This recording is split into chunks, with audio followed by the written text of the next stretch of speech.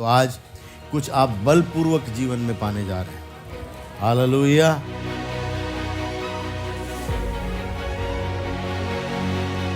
और जो आप बलपूर्वक आज खींच लेंगे वो आपसे कोई भी छीन नहीं सकता, क्योंकि सामर्थ देने वाला जिसके द्वारा हम सब कुछ कर सकते हैं उसका नाम यीशु मसीह है, जो मरकर जी उठा है।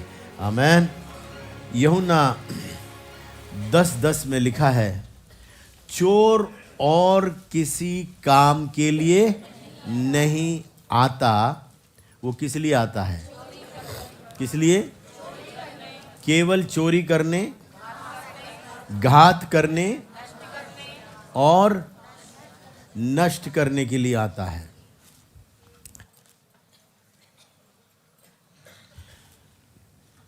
मेरे साथ बोले चोर। ये पढ़ दीजिए, जोर से पढ़िए। 1 2 3। हाँ।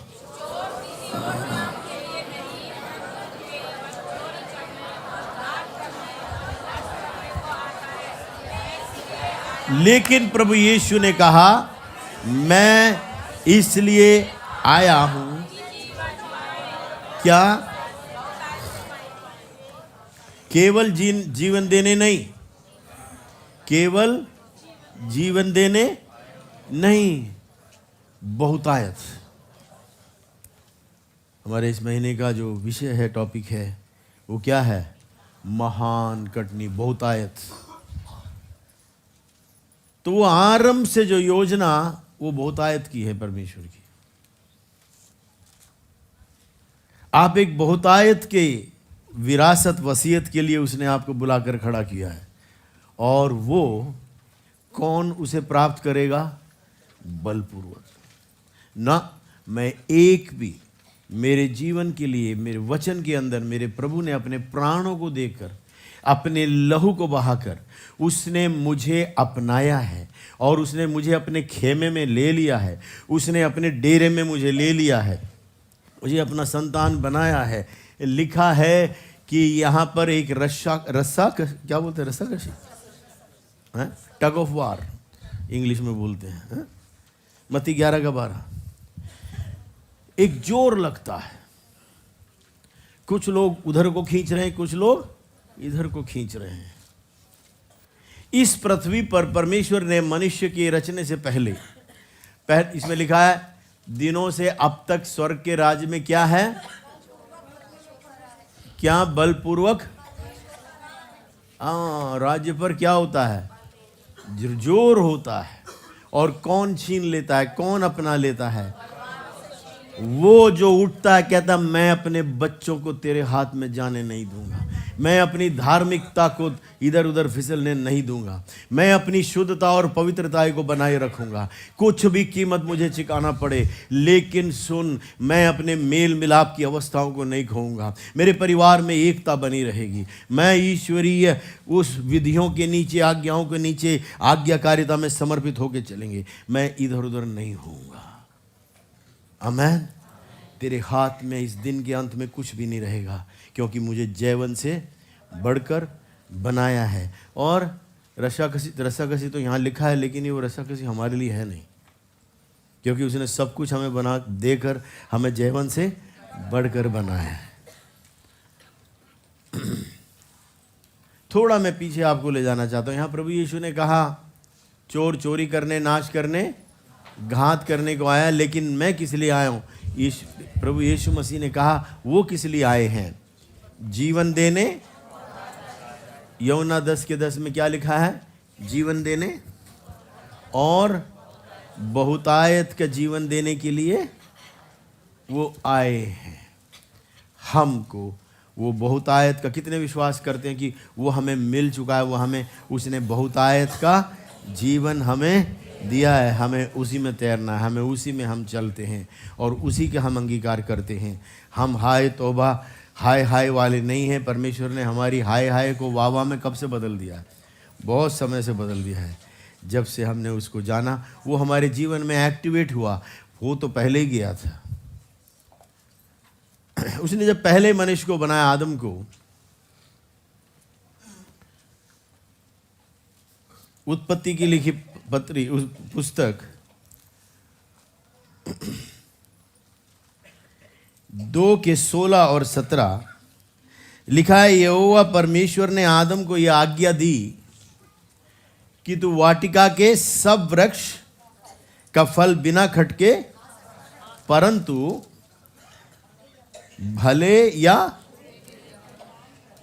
उसका फल तू कभी ना खाना, क्योंकि जिस दिन तू उसका फल खाएगा उसी दिन अवश्य मर जाएगा। लेकिन हम पाते हैं कि वहाँ पर कोई सलाह देने वाले आया, उसने हव्वा को समझाया और उसने कहा, यहाँ परमेश्वर कहता तू मर जाएगा, वो कहता है खाने में देखने में अच्छा है, खाने में अच्छा है, तू परमेश्वर के समान हो जाएगा। हैं? किसके समान?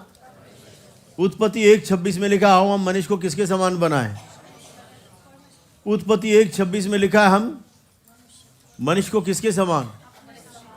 लिखा है हम मनुष्य को अपने स्वरूप के अनुसार और अपनी समानता में बनाएं, और वे समुद्र की मछली, आकाश के पक्षियों, घरेलू पशु, सारे पृथ्वी पर सब रेंगने वाले जंतुओं पर क्या रखते? अधिकार रखे। अब है ये आया, ये कहता है कि परमेश्वर जानता है। उसके तीसरे पद में अगर हम देखें, तीसरे अध्याय के अंदर 4 पद में कहता, तब सर्प ने स्त्री से कहा तू निश्चय न मरोगे, वरन परमेश्वर आप जानता है कि जिस दिन तुम उसका फल पाओगे उसी दिन तुम्हारी आंखें खुल जाएंगी और भले बुरे का ज्ञान पाकर तुम किसके तुल्य हो जाओगे?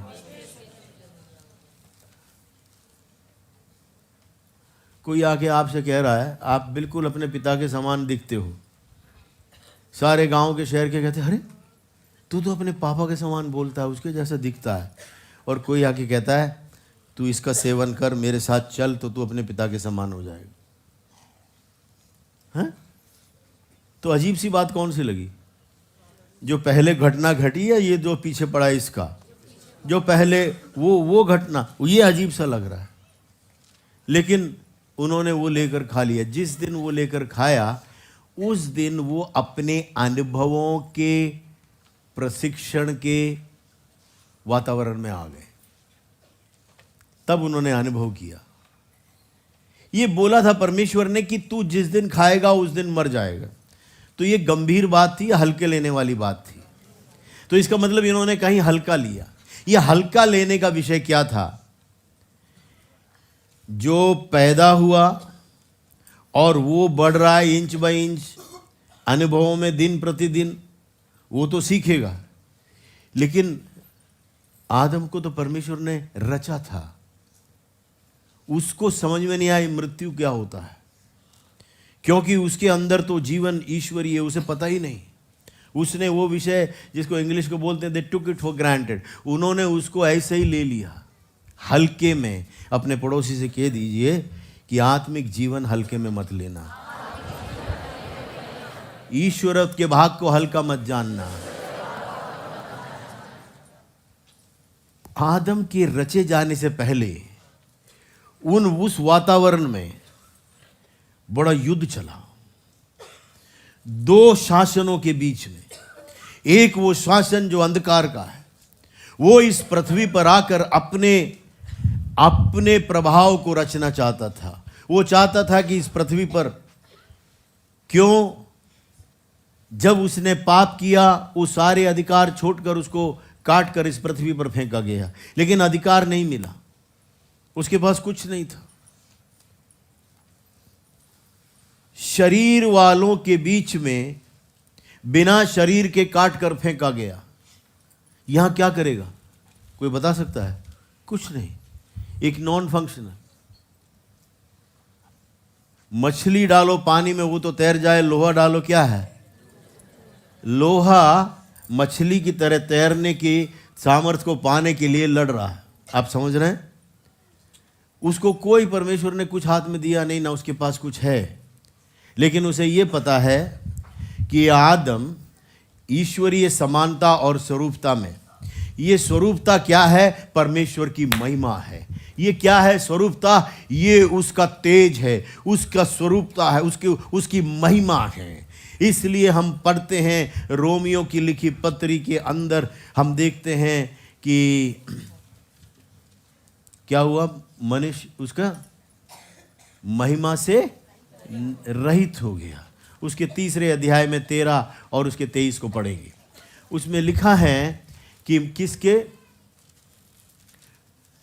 लिखा है कि क्या किया वो पाप की अवस्था में। 23 को देखें जी। सभी ने पाप किया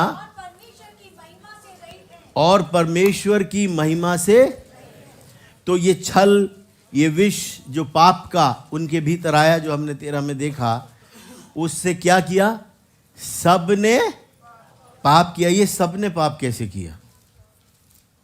अगर आदम मूल पुरुष है, अगर उसके अंदर वो विष, वो प्रदूषण आ गया और वो कीटाणु उसके अंदर, बीमारी के, दुख के, ईर्ष्या के, जलन के, सब कुछ उसके अंदर आया, उसके खून से जितने पैदा होंगे उसमें क्या आएगा? बिना नाम पूछे ट्रांसफर हो जाएगा। यही हुआ, अपने आप ट्रांसफर हो गया। लालच भी आ गया, क्रोध भी आ गया, झगड़ा भी आ गया। ये जो ईश्वरीय समानता में, परमेश्वर ईश्वरीय महिमा में एक राज करने के लिए, ईश्वरीय समानता और स्वरूपता को पृथ्वी पर लागू करने के लिए जिसको नियुक्त किया गया था, जिसके अंदर सब कुछ डाला गया था, वो एक ही पल में सब कुछ नष्ट हो गया। अनाज्ञाकारिता, बलवा। क्यों?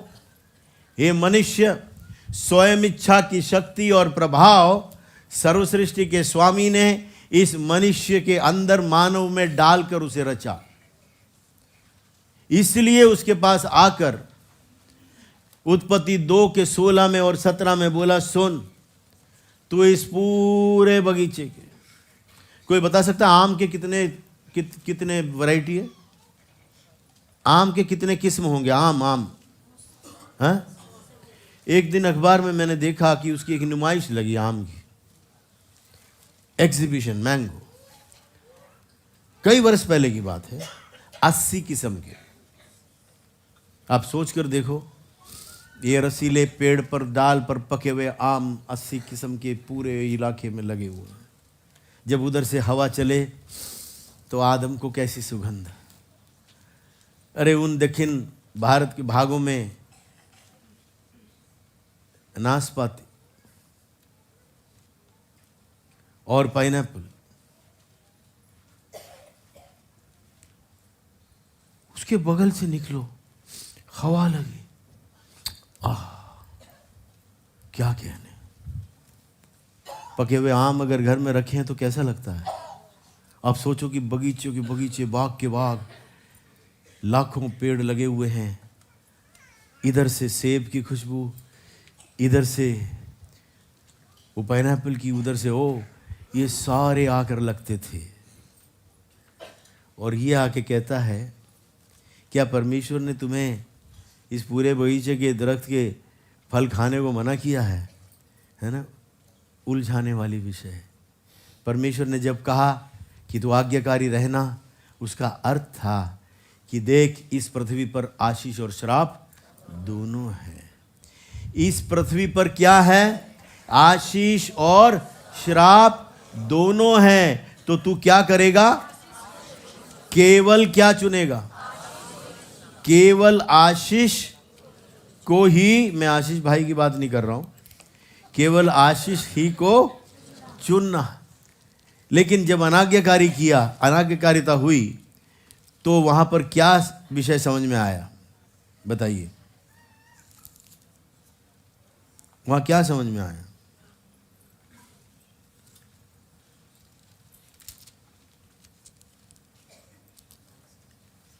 व्यवस्था विवरण 30 के 19 को हम देखेंगे। लिखा है, मैं आज आकाश और पृथ्वी दोनों को तुम्हारे सामने इस बात की साक्षी बनाता हूं कि मैंने जीवन और मरण, जीवन और मृत्यु, आशीष और श्राप को तुम्हारे आगे रखना। अब आगे सुनिए परमेश्वर का।